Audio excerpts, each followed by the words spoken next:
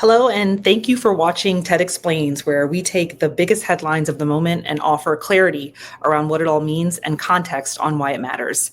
I'm Whitney Pennington Rogers, and I'm your host for this conversation. These days, it's virtually impossible to watch the news and not see stories about migration. It is, and has always been, the defining force of humanity. Around the world, people are on the move for an array of reasons, from climate change to conflict to economic shifts, and of course, the enduring human pursuit of opportunity and safety. And yet, the headlines often reduce migration to crisis and controversy, leaving out the bigger picture that movement is a natural, even necessary part of who we are. As borders tighten and debates intensify, it's more important than ever to understand what's really driving migration today, how it's shaping our global future, and what it means for all of us. To help us make sense of this moment, I'm thrilled to be joined today by two big thinkers in the space of human migration. Journalist Sonia Shah, who is a past TED speaker and an author whose most recently released book, The Next Great Migration, unravels our historical understanding of migration and its impact on the present moment. And Zeke Hernandez, who is a professor at the University of Pennsylvania's Wharton School and the author of The Truth About Immigration, which examines immigration's impact on the economy and beyond. Hello to you both. Hi, thanks for having us. Hi, yeah, great to be here. Thank you both so much for being here. Well, we have so much to get into, so I'm just going to dive right in. And I think one of the bigger questions around this issue when we think about migration is looking around to understand whether or not this moment feels different, and actually whether it is different from others we've seen in history. So that will actually be my first question. I'd love to maybe start with you, Sonia. In the work that you've done, you've sort of looked at the history of how we've migrated. How does this moment compare to others in history? I think the most striking thing about the present moment is that migrants are being scapegoated for a lot of our social problems, economic problems, in a way that does feel quite new. But what isn't new is the migration that's been happening kind of all along. I don't know that we really track migration that well. There's a lot of different flows of migration, and we only really look carefully at a very few of those. So I don't feel confident in the way we assess global migration. I don't think we have a very good idea of how much people are moving around the planet. But from what we can tell through history, we're looking from the very beginning when humans first walked out of Africa. We have been moving all along in complex ways, to and fro movements across mountains, across oceans, across deserts. And we've been doing it since, with Stone Age technology. People walked up into the heights of the Himalayan mountains where there wasn't enough oxygen.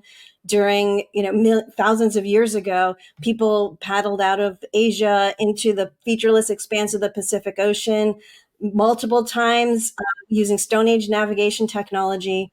And that's how, that's kind of been the human experience from the beginning. So what's happening now is we are moving in somewhat new ways because of climate change and other factors, but I don't think there's any really good evidence that we're moving a lot more in a way that's commensurate with the backlash we are seeing to migration today. So you're suggesting then, Sonia, that we're not actually seeing people migrate more than in the past. It just feels like it based on the way the media is covering it. I think the media and political leaders that are really highlighting migration as sort of the cause of a lot of our problems, in a way that's easier for them to do than to actually address some of those underlying problems. Well, I think that actually leads to another point here, which is that migration has been a really huge political topic these days. And I think one thing I find really interesting is that you both sort of make a point to tackle this topic from a place that largely leaves politics out of it and is sort of just looking at what you find to be the facts and the things that you've studied. How do you think politicization of migration has impacted the way people think about migration? And I'll ask you this, Zeke, because I know that's a huge part of your work in thinking about migration and how it sort of intersects with economics. Yeah, I think I want to start by re-emphasizing something Sonia mentioned, that people have always moved, and really as a fraction of the world population, migration, there's no indication it's any bigger than it has been, at least in our modern era. For example, most people don't realize that immigrants are only about 3%, 3.5% of the world population. Another way to say that is like about 97% of people never move across countries. And so we're talking really about something that in the grand scheme of things is not that large. It's just that there are waves of time under which, for political reasons, migrants are, whether it's scapegoated or resisted or not. And so this moment to me is very similar than about 100 years ago. In the early 1900s, with the science of, the pseudoscience of eugenics, and other, supposed national security concerns, there was kind of a wave of resistance to immigrants. To give an example from the United States, in 1924, the U.S. passed its most restrictive immigration law in history as a conclusion to a moment that's very, very similar politically to the moment that we're living right now. And then in 1965, sort of the borders were opened again, and we went through a wave of sort of modern mass migration. That has been true in many, many other countries. To me, what feels a little bit different historically this time is that there seems to be more of a wave of many, many countries wanting to be more restrictive about immigration under the argument that immigrants are creating sort of economic and social problems, even though the evidence doesn't hold that up. So there's a big discrepancy between what politicians are claiming and what the facts say that seems to be more coordinated globally than right now. And what's ironic about that, which is unlike any other moment in recent history, is that our populations are shrinking. Birth rates have gone below replacement in most immigrant receiving countries, whereas in the past we were receiving immigrants as the natural population was also increasing. So ironically, countries need immigrants more than ever, but they're resisting them in a uniform way more than in the recent decades. You touched on this a little bit, Zeke, but when you think about the sentiment then around immigration, that feels like that is something then that, as we're looking at how things are changing as far as the politics and culturally, the way we think about it, do you feel that there is a sentiment that is more anti-immigrant these days than we've seen in the past? I'd love both of your takes on this, but Zeke, why don't you start, since you touched on this a little bit? Yeah, honestly, no, I don't think so. I think there has always been resistance to immigrants in just about every country. I think the fear of the unknown literally creates concern about people. The two common concerns are, that immigrants are going to sort of fundamentally change the culture of a society, and the other one is that immigrants compete economically with locals. And I'm sure we'll get into that. I won't address all the evidence suggesting that those fears are unfounded. I think just what changes are the political moments, right? There are politicians who always have taken advantage of that. And there are waves in which that goes up and down, but there has always been resistance. What I do want to emphasize, though, is that the average person, the majority of people, tend to like immigrants. So it's usually a minority that is against immigrants. And what changes is just there are moments when that minority controls the conversation, and we're in one of those moments right now. And Sonia, sort of turning to you, I think to even add to this, I'd love your thoughts on what you think are the fundamental differences we're seeing in our world that might contribute to the way we think about migration as you've looked at it over history. Yeah, well, I want to respond to something Zeke just said, actually, which is, I think it's true that there is often resistance to migration, especially if you make migrants conspicuous.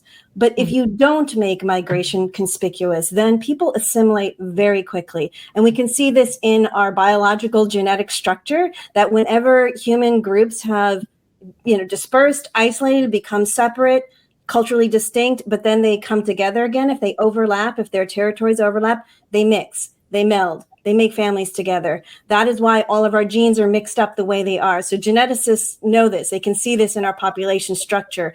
And what social science has found is that the sentiment of xenophobia isn't automatic. Like, it doesn't happen everywhere where new people come in. If new people come in and there's no actual barriers to their entry and their assimilation, and those new people are not made conspicuous by, say, policies that say you have to wear this kind of, ankle bracelet, or you have to line up in this line here and we can see you, or, something like that. If there's not those kind of exclusionary policies that make migrants conspicuous, and migrants assimilate into the local culture extremely quickly. And that is why, yes, migration it's only 3.5% of the global population, but we are all touched by it. Very, very, very few humans today are more than a few generations removed from an act of long distance migration. For me, it's my parents. For Donald Trump, it's his parents.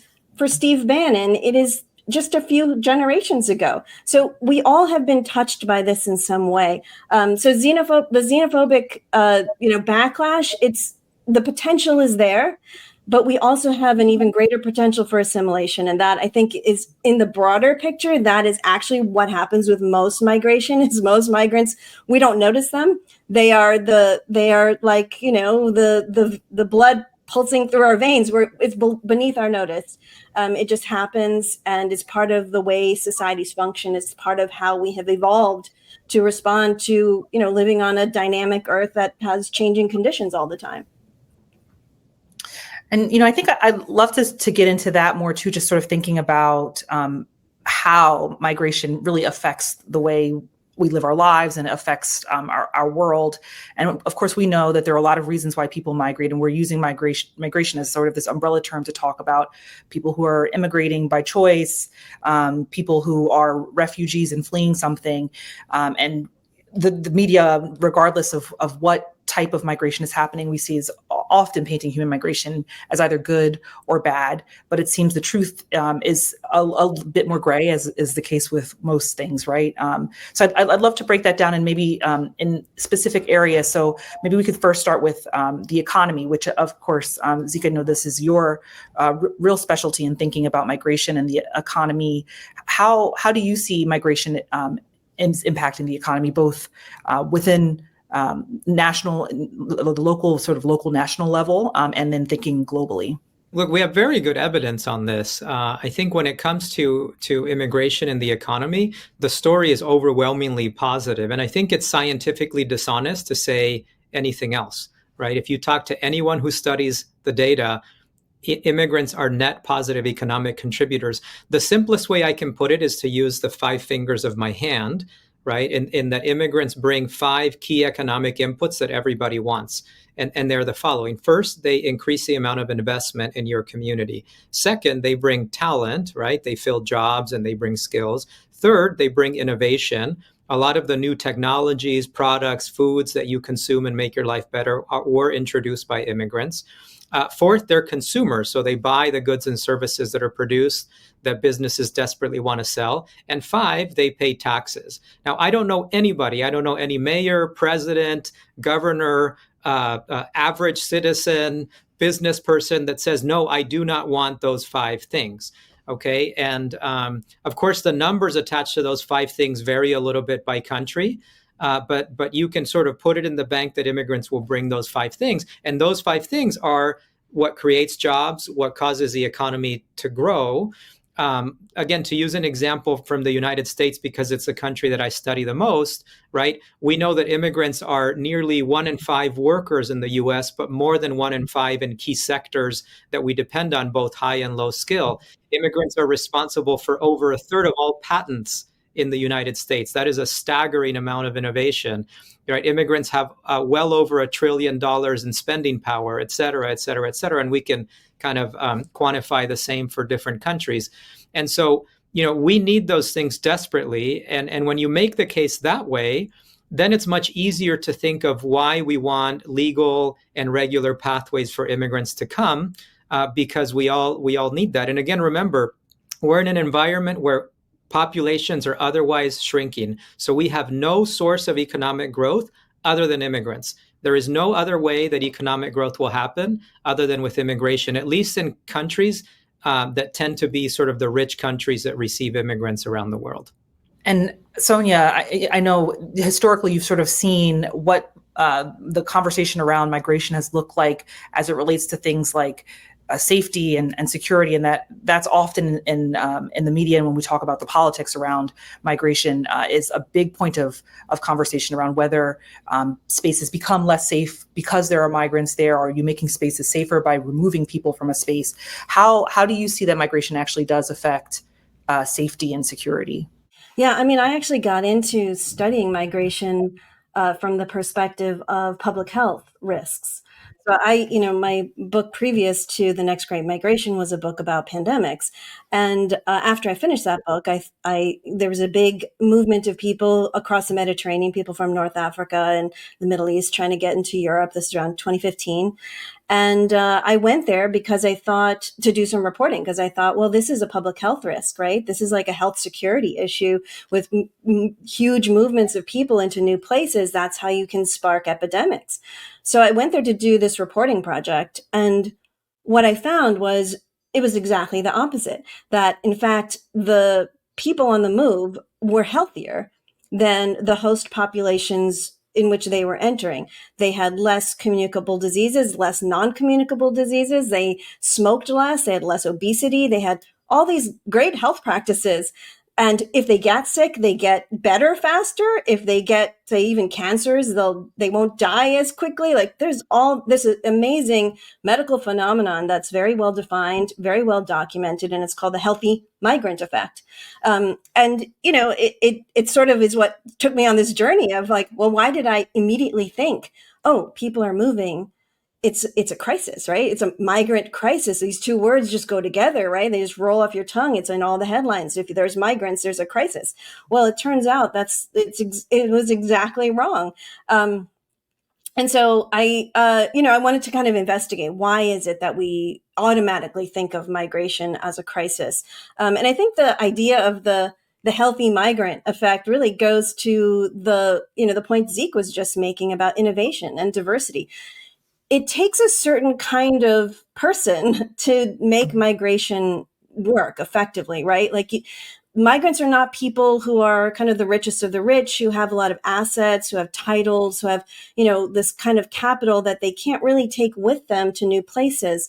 They're also not the poorest of the poor. They're people who have what's, mobile capital. They have things they can take with them. They have skills, education, good health. These are the things that are portable, that you can take with you, and what make it possible for people to move. Because of course, migration is disruptive. It is very risky to actually accomplish it. So the people who actually can do it have all of these qualities that contribute to the kinds of benefits, economic benefits that Zeke was just talking about. And that really goes to how you get diversity and innovation in a society, right? Like people move into new places, they adapt to those places. They maybe come up with ways of using the local food, new cuisines, new ways of thinking, new ways of housing themselves, new ways of doing technology, all these ways you adapt to a new place. And then when they move, they bring some of that with them. And that is kind of the insertion of diversity and innovation into new societies, is the dispersal of this innovation that evolves, as we adapt to new places. So migration and innovation, it's all kind of wrapped up in this, dynamic tension. So if we want those benefits, we need to capitalize on all that, minimize the risks, minimize the costs, and capitalize on those benefits. We're really seeing a backlash to that whole equation right now, which is why why we're having this conversation, to be frank, right? Yeah. Could I respond to that for a second? Of course. Yeah. Please. I just want to expand on it. Really, I agree with what Sonia is saying, but I think it's very important for us to understand where a lot of the concerns about immigrants come from, and strangely, they come from sort of importing ideas about sort of natural ecological systems with limited resources to human systems and human populations, right? And the core idea that has really been at the root of a lot of the anti-immigrant movements is the idea of carrying capacity, right? That a natural ecosystem reaches its limit and cannot sustain anymore because resources run out, and then you just have competition for resources. But the fundamental misunderstanding of that is that human and economic systems are not that way. Right? Because of innovation, humans can increase the so-called carrying capacity of a system, right? For example, humans are unlike animals in that they can invent solutions to their problems and work their way through them. They can produce more. And so often the fallacy is that we think of new people just as consumers, but not as producers. And that's producers of new ideas, producers of a lot of different things. And so once you understand that and you kind of detach yourself from that fallacy of, human systems being identical to like, your backyard, right, which is a kind of this closed sandbox with limited carrying capacity, you start to realize that more people actually is often the solution, and new people in particular, not just more, but also new people, because they bring this variety, right? Whether it's a variety of human physical health systems, or a variety of ideas, or other assets, as an economist would say it. That's so important, because if you look at, actually, you trace the lineage of our current anti-immigrant movements and think tanks in many parts of the world, they started with this idea of carrying capacity being limited.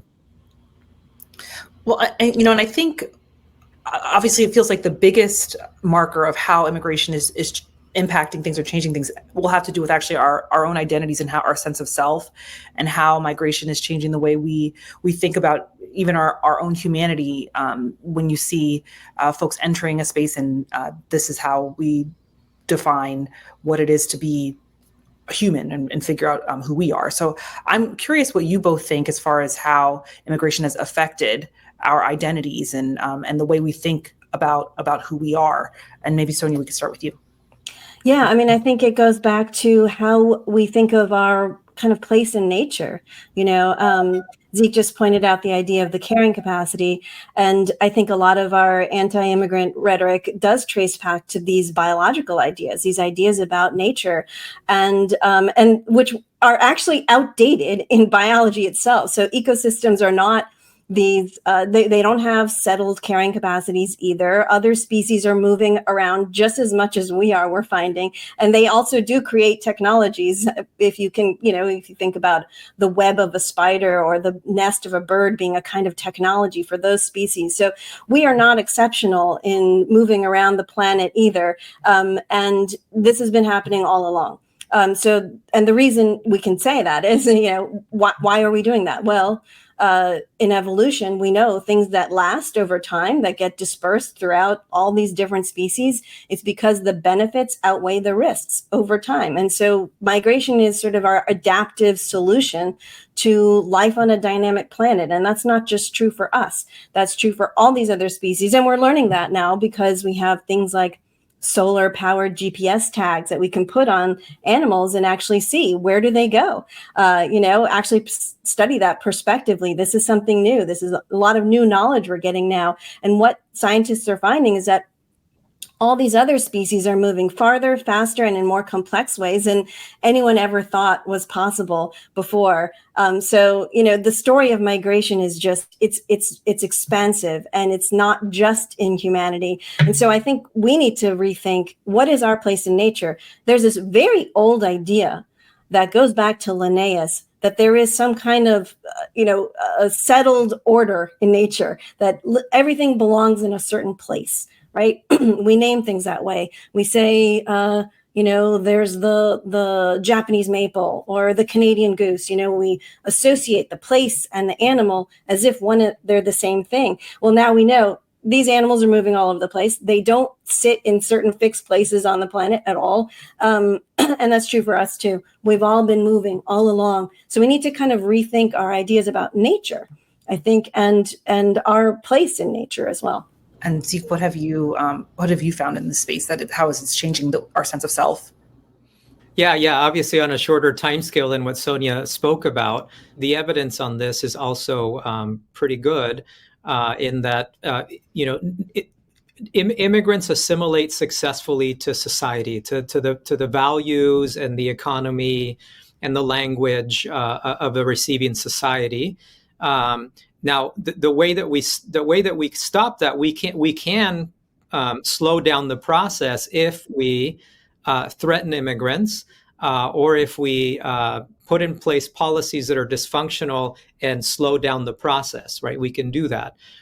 Usually, the way we do that is that we tend to also have another fallacy, and similar to the fallacy of carrying capacity, the fallacy that cultures are competing entities, right? So that cultures exist on a continuum, and if you move towards one, you have to move away from the other, and therefore we insist that immigrants assimilate. But the mental model we have is that assimilation means abandon your previous identity, right? Abandon your previous language, abandon your previous cultural values, abandon what you used to eat. But we know from cultural psychology that cultures can coexist. They're not competing ends of the same continuum, but they exist kind of orthogonally, right? And so a person can be highly attached to two different cultures, or they can be detached to both, or they can be more attached to one or the other. The most successful immigrants and the most successful societies that receive immigrants allow people to be who they were and also add something new to their identity. As it turns out, I'm an immigrant from Uruguay in South America. I feel very American, but I also feel Uruguayan. I am both, right? You can't tell me that I'm not both. And so once we accept that model of cultures as not competing but complementary things, then immigrants can kind of overcome that paradox of being from another place, but also fully being from the new place. And all the evidence suggests that when allowed to do so, immigrants will successfully assimilate. They will not when we tell them that they have to give up their previous identity. And so once our policies are designed around that principle, things work out, things work out just fine. And if I'll be allowed to just say just one more thing about this, the other thing is that any changes that immigrants bring to society, you think of Italy as a good example, right? A place with iconic food, right? Italy wouldn't have Italian food had it not been for immigration, right? A lot of the innovations in Italian cuisine came because Italians left, Italians returned, Italians sent back ingredients and ideas from the places they settled. And so a lot of the modern Italian foods that we associate with being like always Italian didn't even exist 100 years ago, right? They existed because of a process of migration. And so immigrants will change things, but they change them very slowly, right? To the point where like the next generation doesn't see what immigrants bring as exotic. So we also have to take a long-term view, right? It's not like immigrants will change and disrupt society so quickly that we cannot adapt. So yeah, that's what the social science tells us. Now, I think it's to this point, we've largely talked about the effects of migration from what feels like a positive lens, maybe some of the benefits that are not often highlighted in the media. But I'd love to hear from both of you, because I know you both acknowledge in your work that there are some negative social effects of migration, and beyond just these positive implications. And so what are some of these major negative effects, and how do you think we can work to reduce them? So maybe Sonia, let's start with you. Yeah, there's no doubt about it. Migration is disruptive. It's a change, and all change is difficult. You have to adapt to it. You have to make allowances for it. I think if we accepted migration is a part of nature, it's part of the human experience, it's part of innovation and resilience, it's how we secure that for our future generations, then we could look at migration as an investment. And we could say, well, let's try to minimize the disruptions so we can maximize the benefits, because this is part of what is happening. This is part of our society. It's part of our future. And I think there's ways to do that. And, I think a lot can be done with pace, the pace of migration, the direction of migration. These are the potential large scale, if you meter the pace. So if you create more avenues for legal migration, right now, for example, people are moving because the climate's changing, desertification. If your fields are drying up and your kids are not going to be able to make money farming anymore, then it's likely that they're going to start looking to move first to a city and then maybe to another country. That is how migration unfolds. Well, if we know that's coming, we know that's happening, but there is literally nowhere on earth where it is legal to move because of climate change. We don't have that infrastructure at all. So that means that what happens instead is that you have people kind of trapped in places where conditions are changing too fast for them to adapt to, and they need to leave to secure their futures and that of their children, but they have no pathway for that. So what happens? Well, they wait for a disaster, right? A big storm comes, or a dust bowl happens, or something like that happens, and then everyone has to move all at once. and you have these mass movements that are the most disruptive of all. So, by not creating those avenues beforehand, we actually are making migration more disruptive. And I think, in fact, what we're seeing right now is that there are enough political regimes that find disruptive migration to be a good problem to have, because this is something they can crack down on. They can make it look like they're really doing something, and it takes everyone's attention away from the actual underlying problems, which are really, quite difficult to solve. And what about you, Zeke? What have you seen Yeah. as some of the negatives? I think it's really important to separate two things, right? It's immigrants and what they do, and the immigration systems we have in place to manage the flow, right? Empirically speaking, there's very little that's wrong with the first, right? When immigrants arrive, like I said, they bring those 5 economic things. They're highly adaptable. They're law-abiding. Something we haven't talked about is that the myth of immigrants increasing crime is just a myth. It's exactly the opposite. So what immigrants do is overwhelmingly positive. There are not too many negatives there.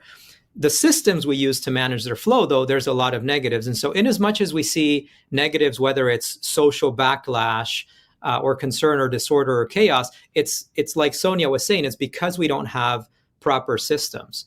And so I think what's wrong is just that we, if you look at most countries, with very, very few exceptions, the way countries have designed their immigration systems has been under the principle of keeping people out, blocking them, right? We don't want these people, as opposed to the premise, immigrants bring these positive things, and let's design a system around harnessing those benefits in a way that is orderly, right? That is certainly true of the US system. That is certainly true of most systems in Europe.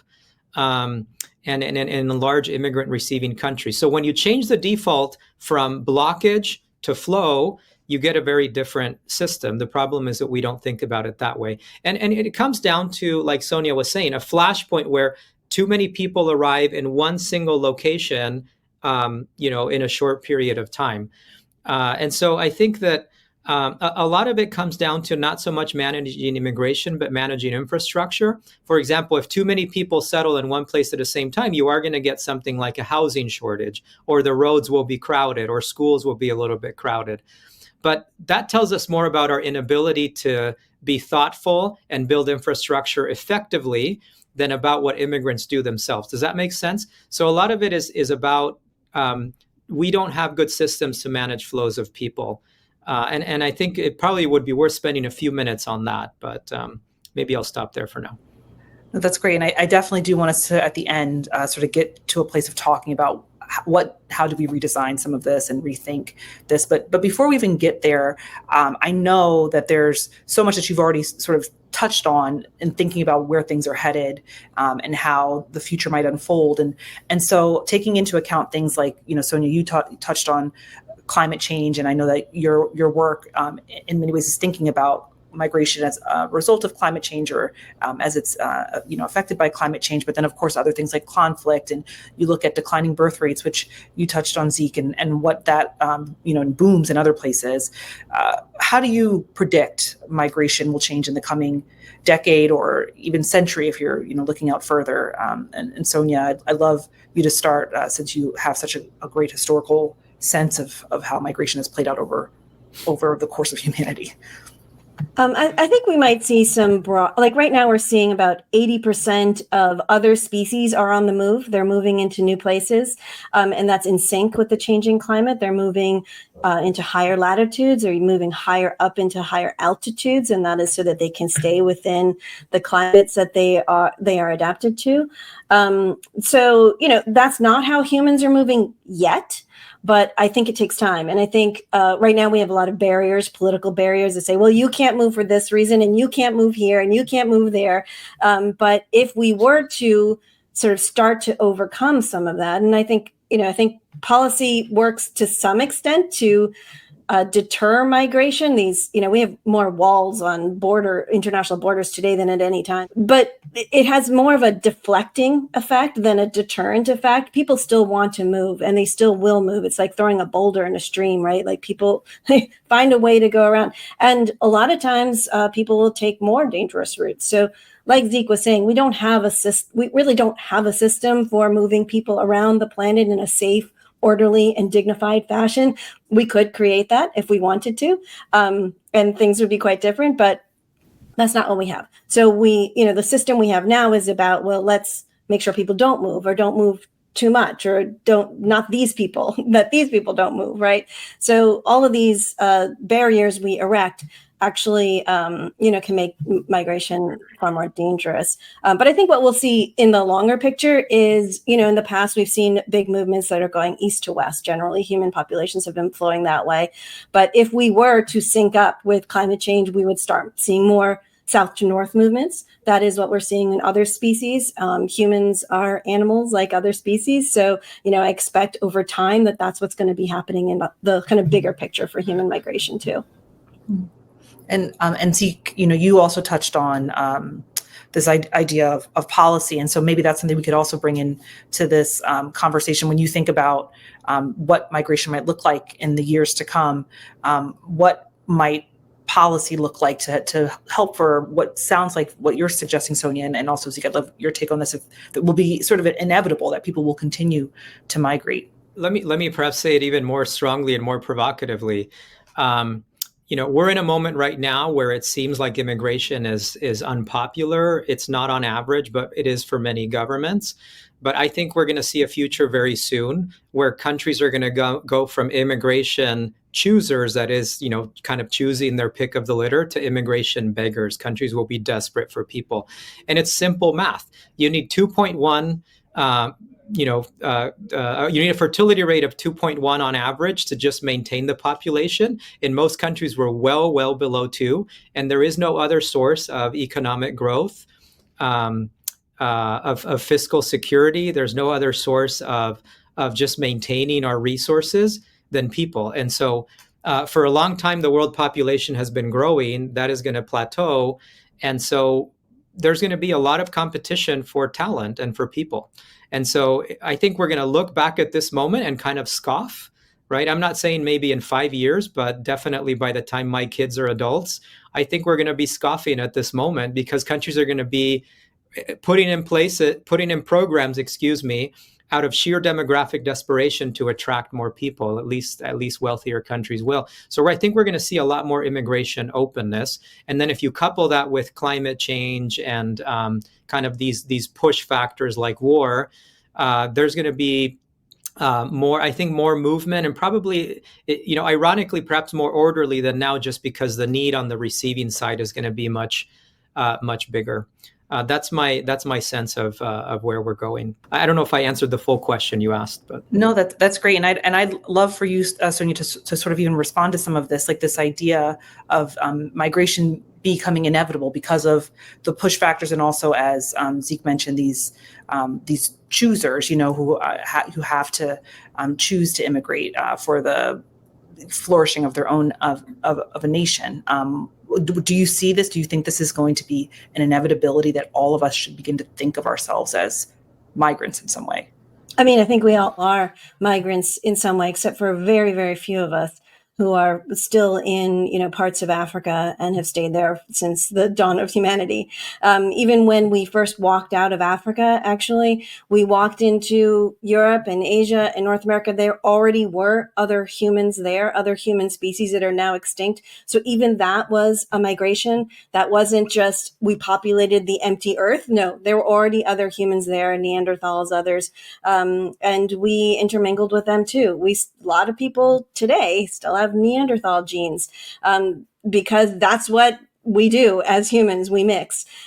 So migration has been complicated from the very beginning. We now know from paleogenetics that, people walked out of Africa, came into North America, and then they didn't just stay there. They went back to Asia, they went back to Europe, they went back to Africa, they came out again. They went, it's been this complex story from the very beginning. And so I think what we're seeing is just, it's going to continue, because that's just how it has been. We have new drivers today because of climate change. So like I said, I think that's going to change directionality to some extent. But I think the idea that, there was this idea we all grew up with in my generation that, we kind of walked out of Africa and then we populated the planet, and then we just stayed still for thousands and thousands of years until sort of modern travel made it easy to move around, like airplanes and ships and stuff. But what we now know is that we didn't need any of that. We were moving all along. And we have evidence of that in our bodies, in our DNA. We all carry that around with us. So yes, migration is at any one moment in time, it's a small number of us that are moving around, but we are all really touched by migration in a very profound way. So, and I think the reason why is because it's been so critical to how you have innovation, how you have resilience, how you have diversity.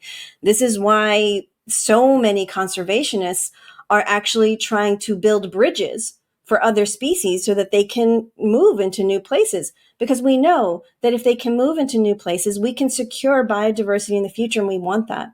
We should want that same thing for us. Human diversity, that's what gives us resilience too. So, again, I mean, I don't know if this is the specific answer to your question, but it kind of gets back to the same sort of overall theme, which is that migration is not the crisis. Migration is the solution.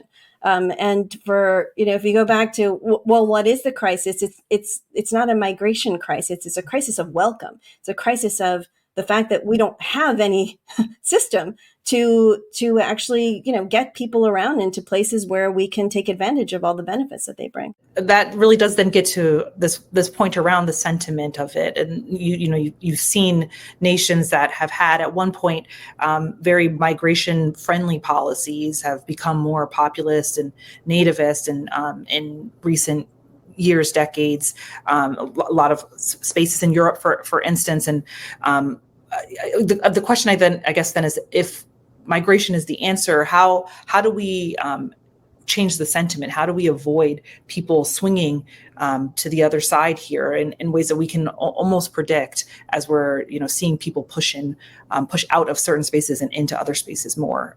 Zeke, maybe you could take that to start. Yeah, I mean, I think that we've made a huge mistake in the narratives that we tell ourselves about immigrants, which deeply affect the sentiment. And the way I often put it is that basically there are two stories that we have told ourselves, and people believe sort of one of the two. The first is the immigrants as villains, the villain story, right? That immigrants are here to, take your job and, steal your house and your car, right? To commit crimes, that they're here to change the cultural heritage that you love so much, meaning that immigrants are here to take stuff and they're villains, right? And so if a villain is at your door, you should kind of, block them and build walls to keep them out. What's interesting to me is not that there's always been an anti-immigrant message or the villain message. What is fascinating to me is that in some ways the more pro-immigrant message is what it is, and it's what I call the immigrants as victims, right? The needy outsiders who are just desperate, and we have to extend a hand of kindness and charity to them, even if it costs us a lot. Right. And so then we have kind of the bleeding heart type message that is perhaps more open to immigrants. But what's interesting is that villain and victim can be perfectly consistent with each other, because even if you have a bleeding, welcoming heart, it still leaves open that possibility that, well, maybe this is very costly for our society, both economically and culturally. And the reality is that immigrants are neither villains nor victims. But as long as we keep kind of telling ourselves these stories, and public opinion and our policies keep swinging, right, and the pendulum goes from villain to victim and back and forth, we end up with really dysfunctional policies. So I would say that the way we start is very simple. We start with a very different premise. Immigrants are good for us. That is, immigration is good for us, not just for the movers. It's good for the receivers, right? And it's good for us for the economic reasons and social and other reasons we've been talking about, for the health reasons that Sonia mentioned. Once you start with that premise that immigration is good for us, then you have a third possibility that's neither villain nor victim. It's that immigrants are essential for our health and prosperity in every possible way. Once that message is taken along, then we can design the systems and we can change mindsets. What I find remarkable is that there's almost no political parties in the world that have that positive premise in their immigration platform. Certainly, it's not true of Democrats or Republicans in the US, and it's not true of almost any party that I know of in Europe or Australia or, anywhere. And so I think that's the opportunity. The good news is, though, that the empirical evidence is very much in favor of that third message, that immigrants are good for us. So it's not just rhetoric; it's really fact. If we start there, I think the rest will follow. And I'm not naive in that. Of course, there's a lot of politicking and hard work involved in changing public opinion, but that's the start. We need a better message. And Sonia, as we think about the future and sort of where things could head, it feels like it's always important to kind of think back to the past and what we have seen, and what are some lessons that we could take from the past when it comes to migration to help us shape a future here around how we move. I always think about, I think it was in the 1980s and the Republican primary debates. And I think it was Reagan and maybe it was Bush also. Anyway, they were arguing with each other over whose policy was more welcoming to immigrants. And this was in living memory. I was alive then. And things can change quite rapidly politically, I think. And I think what's quite interesting about the current moment is a lot of people who thought that they wanted to get rid of immigrants because they thought they were these villains that we've been told that they are, and by these political leaders. And then they see, well, masked men have come into my community and they have abducted this woman who I was part of my everyday life, who I actually really enjoyed and was my neighbor. This person who ran the donut shop, or this person who was my kid's teacher, or this person who used to, be my coworker. And these are members of the community. And now suddenly they are kind of outed as, oh, you're a migrant? We didn't know. We thought you were just one of us, right? So, but there's a lesson in there. And it's a very, very cruel way to make this lesson. It's a brutal policy that we're seeing unfold here in the United States. But what is happening in a lot of these communities is people are realizing, well, these migrants, these immigrants, they're everywhere. They are part of our neighborhood. They're part of our community. They're part of our culture. And I would hope that profound experience to know that migration is not something that happens elsewhere. It's not these others, these aliens, these people who look different from us, who we can keep that would never assimilate into our communities. No, that's not who they are. And we are now seeing that because our communities are actually being torn apart by these, by this deportation, secret police kind of regime that we're seeing here, at least here in the United States, is coming up. And so it almost begs a question of then what does humane migration policy look like? What does it look like for someone to for nations to implement this in a way that is not cruel and is thoughtful about what it means for the individual and how it benefits the community, and how could we usefully do this at scale? Zeke, what do you think? Yeah, I think that the good news here is that we can have our moral cake and eat it too. That is, we can do what's morally right and humane, and do what's good for us, right? In this case, morality and self-interest are aligned. And so because of that, I would say that we want to build policies around our self-interest. Think about what you want for a successful community, for a successful country, right? You want a vibrant labor market. You want a lot of innovation. You want people that bring in, healthy bodies, like Sonia was saying earlier. And so I think that we have to start with the reality that we need more immigrants. At least most countries do, right? And so we could double or triple the number of immigrants that we allow, and we would be fine. In fact, we would increase economic prosperity and job creation because of that. Increasing the flows. It turns out we don't need to do too much in terms of spending our public coffers on providing benefits. A lot of European countries have the fallacy that the only humane or proper way to welcome immigrants is to spend a lot of money on housing and language lessons and put them all in the same neighborhood. And actually that kind of backfires because immigrants become kind of coddled and isolated instead of just naturally interacting with their neighbors.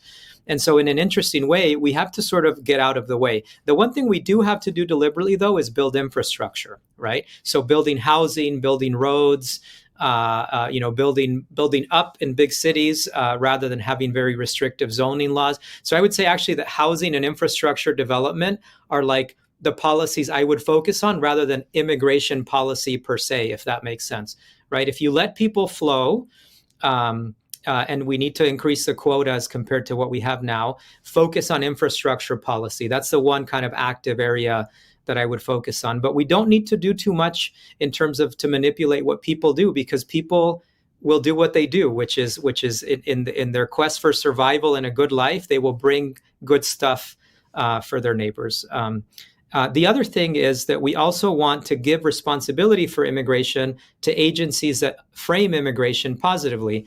And with apologies to our non-US listeners and viewers here, just to give an example from the US, just because it's the country I live in, isn't it so telling that in the United States, we have put the Department of Homeland Security in charge of our immigration apparatus, right? The agency that is tasked with protecting you from external threats. So that itself tells you that we have framed immigration all wrong. Imagine if we gave responsibility to Department of Commerce, Department of Labor, right? These are entities that are tasked with developing policies and rules that are about human prosperity rather than just sort of safety and barriers. That would be a very different framing than what we have right now. And I'd love to hear your thoughts on this too, Sonia, and also if there are examples you can share of spaces that where you have seen implementing sort of these humane migration policies similar to what Zeke has suggested or proposed for the United States. Yeah, I mean, I think there's a lot we can do to kind of think about absorptive capacity. Where are there places where we need more people? Where are there places where there's enough housing to accommodate people quickly, enough jobs, enough schools, enough, all of those things we can kind of evaluate places in that way. And we can encourage our migrants to go to those places. I mean, some of it happens naturally, like Zeke says, because it's in migrants' interests themselves to go to those places. But sometimes it doesn't. And, policymakers could address that.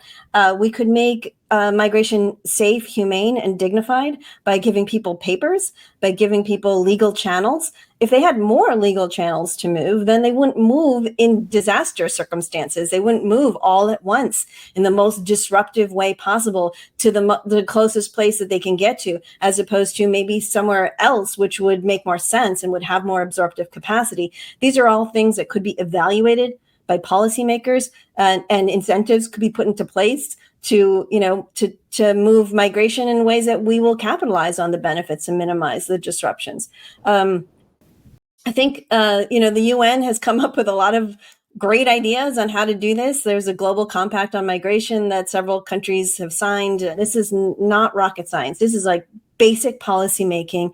But like Zeke said, we have to change the way we think about migration. And I think, economically, yeah, we can think about it instrumentally. Like, do we need migrants? Yes, we do. Let's turn the faucet on. But I think we can even go deeper than that and just say migration is part of how we are resilient. That is part of how we have diversity and innovation, and it is a deep human impulse, and it's not going anywhere. So let's just adapt to it. Let's just, the same way we have children and adapt to that, even though it is hugely disruptive to have children. It's an investment in the future. We do it anyway. Yeah, and if I may add just a quick thought to that. I mean, I know I talk economics a lot, but there's another aspect. Think of security, national security, right? Everyone wants national security. Immigration is a great source of national security for a variety of reasons. One of them is that it creates bilateral relationships and goodwill across countries. And so countries that share a lot of immigrants and movement of people are much less likely to go to war with each other because they understand each other better, because from the grassroots, you get just more natural relationships and linkages across places. The other way in which immigrants make us safer is that they have relatively low crime rates, and so they make individual local communities safer. And the other thing is that immigrants, because of the innovations they bring, are often the sources of technological improvements that increase security for countries as well. And so it's not just economics, it's not just ecology, it's also just safety, right? Which is turning the message completely on its head, because so much of the villain message is that immigrants are a safety threat when they're exactly the opposite. Well, I feel like the big goal with this conversation was to really understand how we can thrive in a world where people are on the move, where it is happening, whether you support the ways it's happening, or you don't, or support the idea of immigration or don't. And I guess as we're winding down the conversation, I'd love to hear from both of you just what you feel like is the big thing that we're not saying or not seeing in the media, in the way migration is being portrayed or talked about, that you think we're missing in this moment. What is the thing that we should be talking about that we're not saying enough? So Sonia, maybe we'll start with you. Yeah, I mean, I think we need to turn the whole conversation around, which is don't talk about migration at all. Talk about the problem of people being trapped. When people are trapped in places, we are all suffering in a lot of different ways. We're not getting the innovation. We're making people more vulnerable to climate catastrophes. We're not getting the diversity. We're not getting the new workers we need, all those things, right? So let's report on all the terrible things that happen when people are trapped, when people cannot move. Right. So that's a new way to get at this question. Instead of focusing on, let's look at the migrants. Are they good? Are they bad? Are they gang members, or are they going to take our jobs, or are they actually nice people? Let's judge them. No, forget about that. Let's look at a whole different problem, which is what happens when people cannot migrate. Go to those places where people are trapped, where people want to move, and see what is happening there. That is a completely underreported story. And that really gets to the heart of what Zeke and I are both talking about. That people being trapped in a place is much worse than letting them move around. Yeah, I mean, that's really, really well said. I hope I can add to that. But related to that, I think that, look, I spend a reasonable amount of time speaking to journalists and to the media. I think they're doing the job the best they can. But unfortunately, we as consumers of media love sensational stories, right? And so the story of some disorder at some border will get eyeballs, but the story of, hey, regular everyday migrant goes to work, pays taxes, contributes to their community, is a good person, helps a little lady cross the street, that doesn't make the headlines. But in reality, like, the vast majority of immigration is just that, everyday people doing the right thing. And also the vast majority of immigration is orderly and regular and not chaotic. And so I think that, unfortunately, because of the incentives that the media has, because of what we consume, there's this very distorted reporting of the kinds of immigration that happens and what it does. So that would be number one, is just find a way to report the average, everyday, normal things that migrants do, just like normal people do. Second is that we're too obsessed with how people arrive at our borders and not obsessed enough with what they do once they're inside. And once you understand what they do when they're inside, which is overwhelmingly good, it's much easier to have conversations about how to manage the arrival process. The problem is we get it exactly backwards. We obsess so much about how they arrive, we never talk about what they do. And then the third is, stop with the villain and victim dichotomy. Focus on how immigrants are good for us. And again, then the conversation is much easier to have. I think if we do those three things, we can, I think, pretty quickly come to an agreement, and we'll be much more sane about how we deal with this issue. Well, I want to thank you both so much for sharing all of your insight and thoughts on this. I definitely learned a lot during this conversation, and have taken in so much about how I think about this topic, and I hope that everyone watching has also gained something from this. So thank you both. Thank you. Thank you. This was really fun. It was a pleasure to be here.